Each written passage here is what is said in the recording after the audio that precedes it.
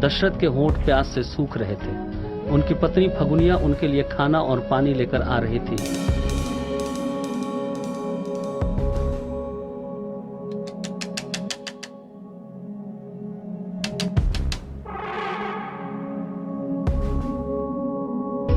लेकिन वो पहाड़ के 1.5 फीट के दर्रे में फंस गई और फिसल कर गिर पड़ी।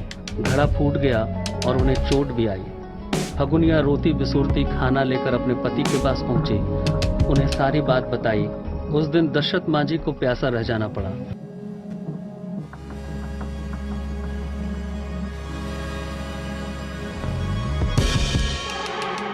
उस रात दशरथ मांझी को नींद नहीं आई। मन में विचारों की आंधी चल रही थी।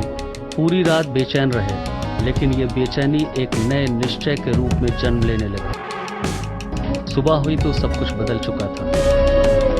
मन में पक्का इरादा कर लिया कि इस 1.5 फुट चौड़े गहलौर पहाड़ी के दर्रे को काट कर इतना चौड़ा कर दूंगा कि जिसमें फंसकर कोई अन्य व्यक्ति नहीं गिरे और ना ही गांव के विकास में ये बाधा बने, क्योंकि ग्रामीणों को लंबा रास्ता काट कर पहाड़ के उस पार जाना पड़ता है।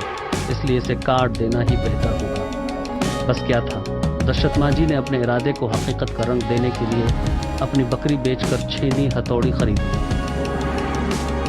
उलझी हुई है रहे गुजर मकाम मेरे ज़वाल का है।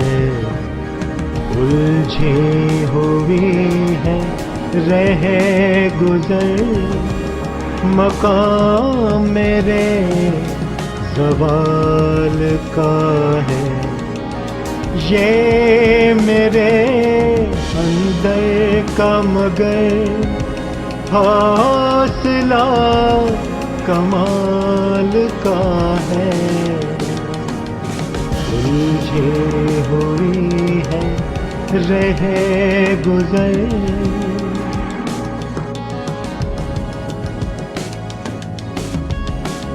और पहाड़ी पर टूट पड़े।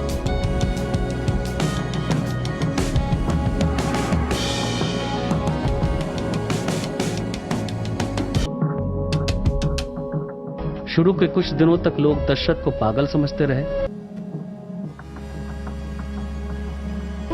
परिवार वालों के साथ साथ गांव वालों ने भी बहुत समझाया, लेकिन दृढ़ निश्चय वाला दशरथ मांझी, जिसने कभी ना नहीं सीखा, वो क्यों मानता किसी की बात।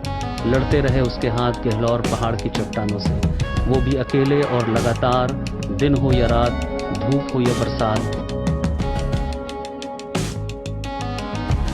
लेकिन जब परिवार की आर्थिक तंगी देखी नहीं गई तो पहाड़ काटने का समय बदल दिया।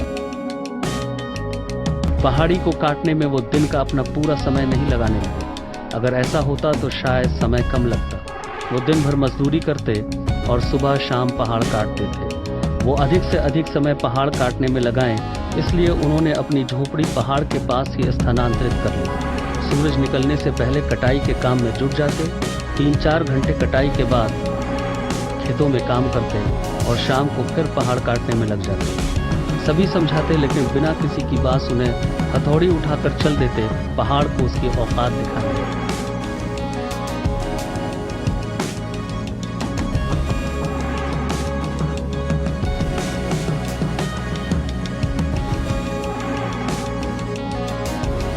पहाड़ को काटने का एक नायाब तरीका उन्होंने अपनाया।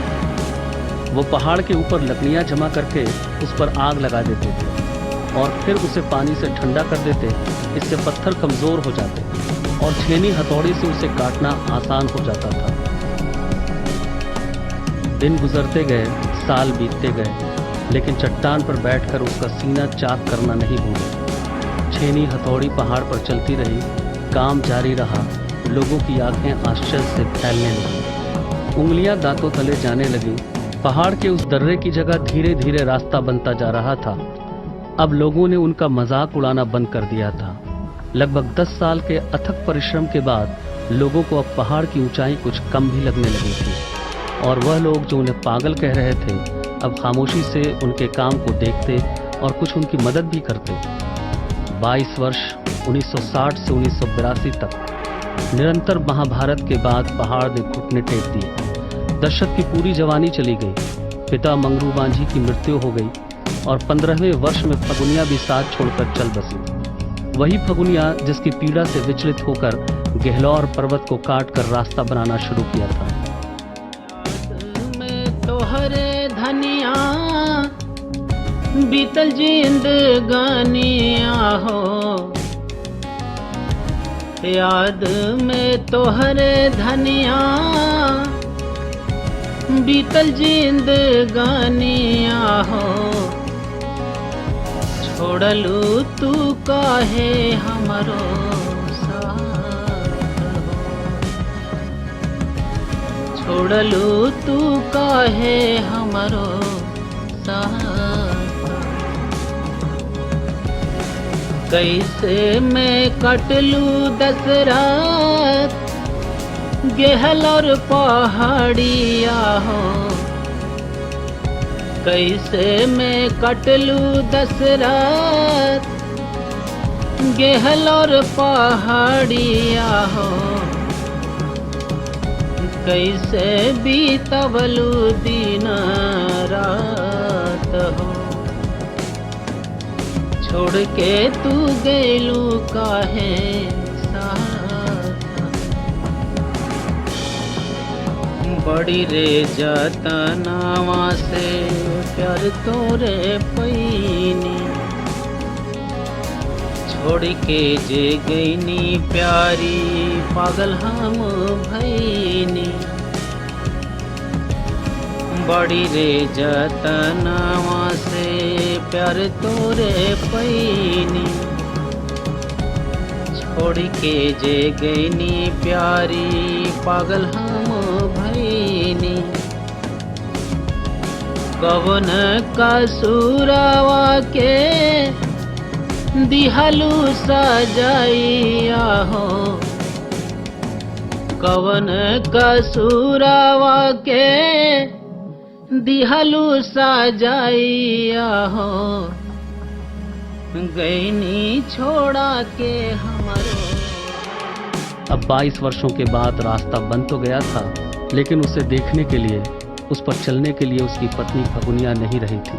और फगुनिया के साथ इस रास्ते से होकर मेला जाने का दशरथ मांझी का सपना ही रह गया। लेकिन वह जब लोगों को इस रास्ते से गुजरते देखते तो उन्हें असीम सुख मिलता। दशरथ मांझी ने करीब 360 फीट लंबी, 27 फीट ऊंची और 30 फीट चौड़ी पहाड़ी को काट कर रास्ता बना दिया।